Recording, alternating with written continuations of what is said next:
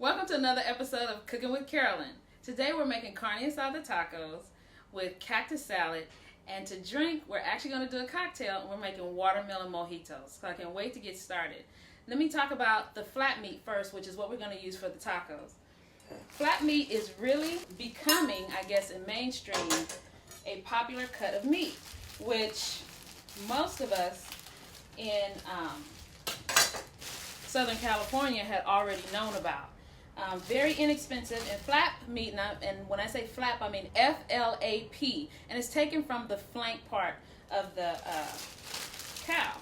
It's just cut very thinly from the flank, horizontal wise. And you can buy it just like this from even your warehouse stores, your Costco's, your Sam's. They have them also, and they'll sell it maybe 2 to 3 pounds per package. So here I have about a pound of it. What I'm going to do is first I'm going to put the juice of 1 lemon. And this is just to give the meat a little bit of acidity. And depending on how big your lemons are or how juicy, you can go less if you like, because I'm going to also put a little bit of lime juice in it. I'm actually familiar with this recipe because this is what we make as an appetizer.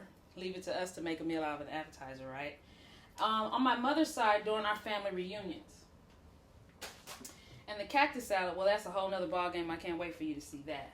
Okay, I'm just going to move this around a little bit. And for the seasoning, just a one-stop shop seasoning. I'm going to use Grand Diamond seasoning. Okay, sprinkle a little bit of that on there. Has garlic, red pepper, kosher salt, paprika. That's all you need in here. Just let it marinate. And I'm going to put a little bit of olive oil. And you can marinate this overnight if you like.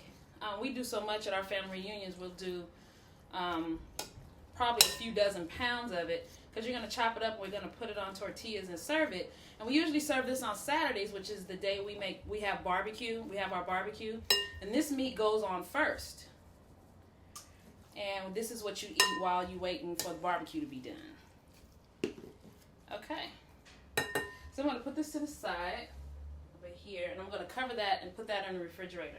I already have some that's been marinating, and I'm just going to throw that in right on a hot cast iron grill pan that I have over here, going over about medium to medium high heat. I let this meat come to room temperature. You don't ever want to put cold meat on the grill because you want to get the best flavor out of it, and you don't want to burn it before the inside gets really cooked the way you want it. So I'm going to cook this to about medium, maybe medium well. Okay. If you like it rare, you're going to pull it off a little sooner.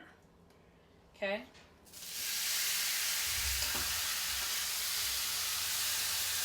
That's the sound you want to hear. If you're going for a rarer meat, you're only going to do maybe 1 or 2 minutes per side. That's it. A little bit more done, maybe 3 to 4 minutes per side. Not too long, because it's thin, remember. While it's cooking, we're going to go back over here and we're going to get the salsa started, the cactus salad that goes on top of the Carne Asada tacos. So I've already diced up about 3 cups of tomatoes, roughly. And what I'm going to do now is give them some salt, because I want to draw the extra moisture out of the tomatoes so I can get the juices going for this salsa. Salsa is really juicy, has lots of flavor in it. So just put a couple of teaspoons, okay, or to your taste of kosher salt. If you want to use a different kind of salt, then just taste it first so you don't take it too far. Then what I'm going to add really quick, I have some red onion. I have some garlic. I have habanero chili because that just happens to be my favorite chili, but you can use a jalapeno also. And then I have some cilantro. And I'm just going to put that in the tomatoes. Okay, and then we're going to talk about the star of this salsa, which is the cactus or Nopales. Nopales is a cactus. You can actually, they grow in Mexico and they grow here in Southern California. Pretty prevalent. You can get them in a jar, and these are fairly easy to deal with. Some stores, if you go to your stores that have, you know, they accommodate different cultures, you'll find it fresh, but you'll have to boil it and things like that. So if you can get it in a jar already done, take advantage. You don't have to do all the other work. The only thing you need to do is you need to rinse it. The best texture that I could describe to you about Nopales is like an okra.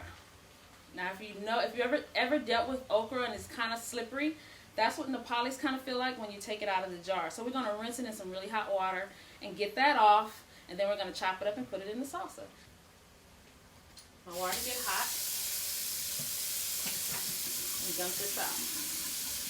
Okay. Not as pleasant to touch at first.